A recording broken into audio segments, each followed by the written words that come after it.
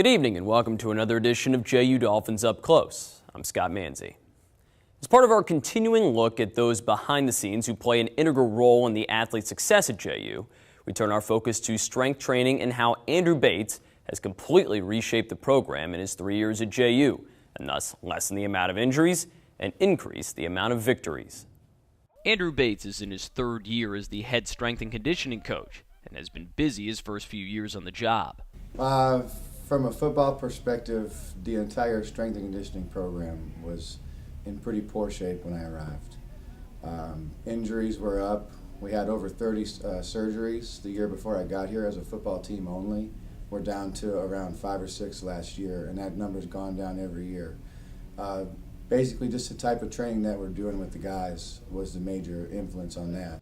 After arriving here at JU, one of the first things I noticed is just how overall the strength of our team was very poor, and they hadn't done a wide variety of training. For instance, they hadn't done a single leg movement with their legs, I guess at all, with the old coach. So my first day here, we started off with lunge walk day. If you talk to some of our guys about lunge walk day, they could tell you that it's probably the hardest thing that we do here. And after that first day, the guys kind of looked at each other and said, this guy's for real. And it was a rough morning for them, but it was a great stepping stone to start, the process of where we are right now. The biggest thing that has changed in the program is the attitude. I try to relay to our kids that it's not so much what you're doing, but it's how you do it. The attitude that you bring into training. It's tough. You got to be tough. And I preach toughness, discipline, and effort. Effort is huge. If you want to improve, you got to put the effort forth. If you don't put the effort in, you're not going to improve. So I guess relating to how I like to coach my kids from that philosophy is effort, discipline, and toughness are probably on the top. If you can't get that done, your program's going to struggle to be successful. And I feel like every single year we've gotten better and better and better from that aspect. While Bates seems like a natural for the position, the former college football player didn't seem destined for the job. Yeah, I didn't really want to do this as my first thing. When I was going through school, my plan was to be a professional bass angler and fish tournaments for a living. A year out of school, I ran out of money and I had to get back into something, and strength and conditioning was my backup plan.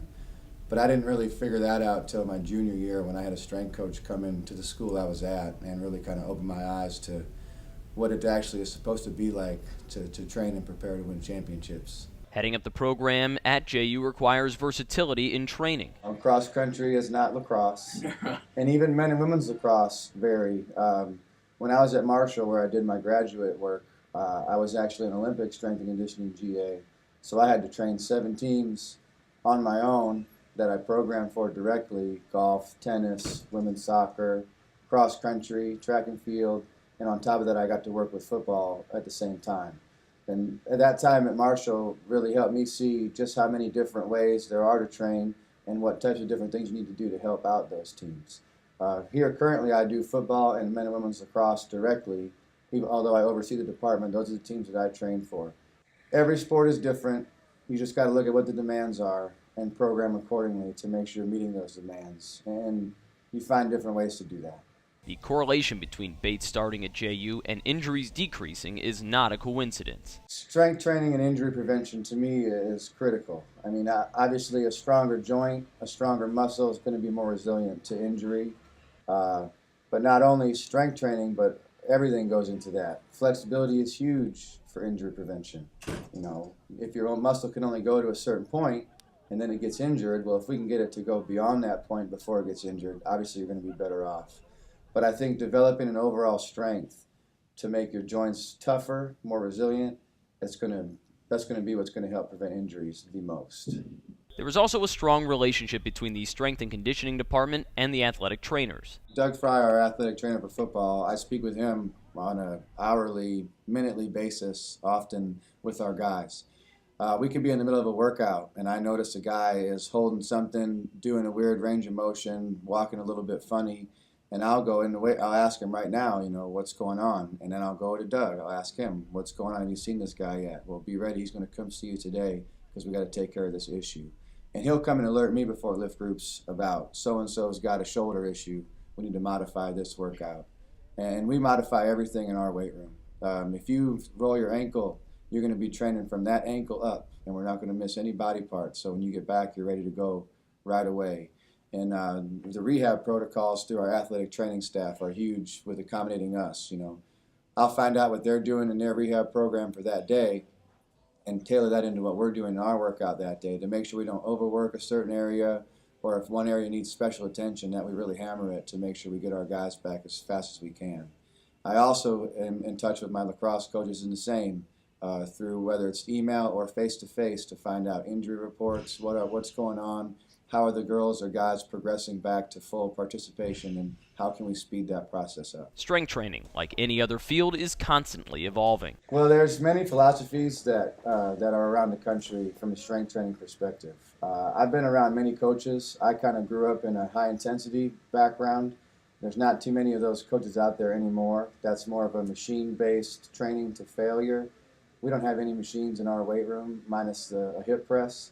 So obviously that's not going to work in our system. There's also Olympic-style coaches that do mainly Olympic movements on the platforms. Now, there's not one discipline that is winning championships year in and year out when you look at what they're doing, the championship programs. So I feel like over my time I've pulled from each discipline and added into what my overall philosophy is. And it's pretty much do everything you can to put your guys in the best position for what's going to happen to them. And you never know what's going to happen to them. So it's better to try to cover all your bases. I try to stick everything in a push-pull type movement. If we're going to bench, we're going to do a pull, like a row or a pull-up. If we're going to squat, we're going to do a hamstring. If one week we do a bench press flat, the next day we're going to do an incline. If one day we do a double leg squat, then we're going to do a single leg step up or lunge. I'm really just trying to cover as many things as I can to make sure that our guys will be successful no matter what ends up coming up their way. I'd say the biggest thing that I'm seeing now is a lot of FMS stuff, functional movement screening stuff. And yeah, functional movement screening is important, and you can get some good information from a functional movement screen. But I'm not terribly worried about that, because a lot of the stuff that they're covering in the functional movement screen is stuff that I'm already going over in my workouts, and we're already trying to take care of that. We went through and tested our guys last year, and we found that about 80–90% of the guys all had the same types of dysfunction. So why not just tailor everything into our workouts already to kind of take care of that aspect of it, and then work on training hard, getting the guys stronger and tougher and being more physical. At the heart of it all, the basics stay the same. The core of it's pretty basic. Things that don't change too much as far as exercise selection and choices. New research may come out saying that one is better than the other. And they may have some truth behind that, and you may adjust accordingly. But it's pretty much the basic fundamentals of weightlifting and strength training will hold true. They've held true, 50 years ago, and 50 years from now, it'll be about the same thing. You'll see the fads that come and go, but the general core is about the same. For Bates, there is a reason he enjoys working in college athletics the most. I love seeing kids develop. Like right now, I'm going on to my third year is getting completed, on to my fourth year. So I'll get to see my freshman class that came in my first year go to their senior class.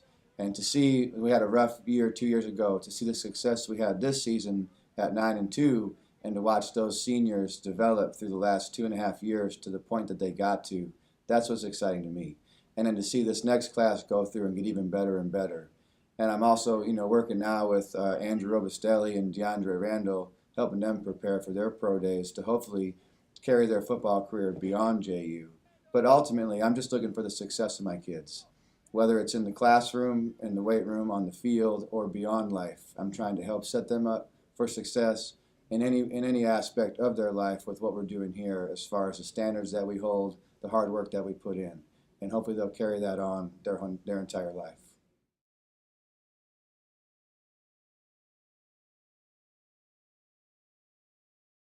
The diversity amongst the student-athlete population at JU is tremendous. And on this show alone, we have featured athletes from Brazil, Mexico, Argentina, Costa Rica, Canada, and now Latvia. Andris Misters had a dream to play basketball in America, and that dream has been realized. But the path here to JU is one that started nearly 8 years ago. Andris Misters always had a dream: play basketball on the biggest stage. The process of realizing that dream was more than just traveling the 5,000 miles from Jelgava, Latvia to Jacksonville, Florida. Grew up watching a lot of basketball. I mean, not that much cartoons maybe, but yeah, from the early age, because my brothers and my dad played basketball, and then so that I was exposed to it all the time, and that was my childhood. The camp opened the door for a life-changing experience. That was a 5-star basketball camp hosted in Serbia, and 10 kids from Latvia were invited, one from each city. And I was lucky to be invited, and I knew there will be coaches from America, and that was a chance for me to show myself and maybe get a contacts, you know, for later on, so I can come over here and study and play. So I was 15. That was summer when I was 15. Had a 10-day camp down there, and played pretty good.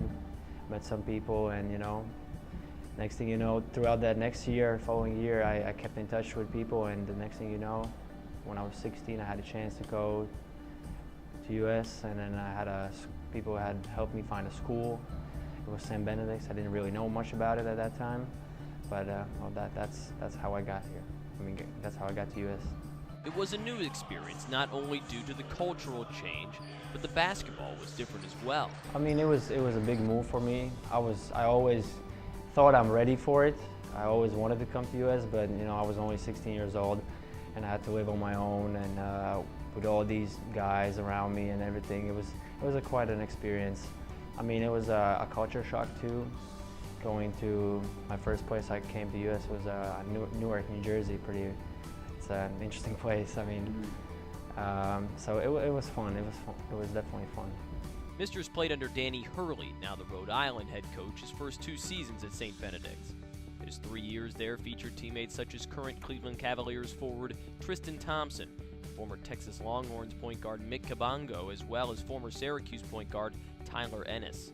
Misters was ready to continue the parade of college players to graduate from the program until an injury set him back. I didn't really know where I'm getting myself into, so I mean, it was pretty rough at first. It was all I was coming in thinking I'm pretty good at basketball, you know, but we had so much talent. It's a high school that produces NBA talent almost every year, so it was a big change for me. I had to adjust a lot, and but once again, it was fun. It was fun, a learning process. Coach Hurley helped me a lot, and I could see a higher level of coaching, you know, and then I had a chance to adapt to it, and that really helped me. After my junior year, I played on a national team, under 18 youth national team in European Championship with Latvia, and we actually played pretty well was the second time at that time we got the bronze medal in Europe. So there was a lot of college coaches over there scouting and stuff. So coming in my senior year, I had a chance to go to the University of Maine, and then some other schools contacted me too. But I was thinking it's going to be, you know, I was the only returner to St. Benedict's at that time because Coach Hurley left before my senior year.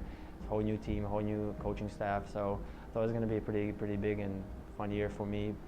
And so I kind of hauled it all off and thought I'll probably make my decision later on that year. But the year turned out to be with a lot of ups and downs. You know, like I said, a lot of new guys, new coaches didn't really play that well together. And on top of that, a couple of weeks before graduation, I got injured, and that kind of was icing on a cake. With all offers pulled and the prospect of a long rehab ahead, Misters returned to where he felt most comfortable. So I went home to Latvia for the whole year. I just, you know, I didn't want to rush back. I stayed there almost every day. I went to weight room, did all types of rehabs with different people, and you know, I think the most important thing was that I was not rushing into anything. I had the whole year just for myself. I finally could have time with my family and my friends because I was away for the previous 3 years. So I think it was, at the end of the day, it was a good thing. You know, everything happens for a reason, and if that wouldn't happen, I don't think I would be here. He never gave up and jumped at the opportunity to get back to the United States. Once again, it was the summer when I played under 20 national team. I was coming off the injury, so you know it was not easy for me. But I had a friend that plays for that school. He played already a season before, So I knew him, and I was trying to find ways to get back to the United States and get to college, and so contacted him, and he, through him and the coach there, we got in touch, talked, he watched my videos and stuff, and gave me a chance, gave me an opportunity to go there, and I took it right away. With the dream of playing Division I basketball still driving him, Misters made the decision to lead the D2 program for a year of junior college ball to avoid the potential transfer sit-out year. It might sound a little selfish for me just, going there for a year, but that was my ultimate goal, and thanks to the coaches there, I had a pretty good season, and I finally kind of felt good again, coming off the injury, and I knew I can play at a higher level. And then, that was my dream, and I want to pursue it, so I had to make a change. Throughout the process, which had taken him from his home in Latvia at 15 years old to New Jersey, Oklahoma, Texas, and now Florida, Misters had never doubted that he would achieve his goal. I feel like it's natural if people get doubts, but I can't doubt myself. You never know what could happen if I would do this or that, so just got to keep focused on what's important and just gotta push for it. It was a fun year. We had a pretty good year at Western Texas. 6 of our guys from our team went to Division I schools. I think it's pretty good. Had a good coaching there.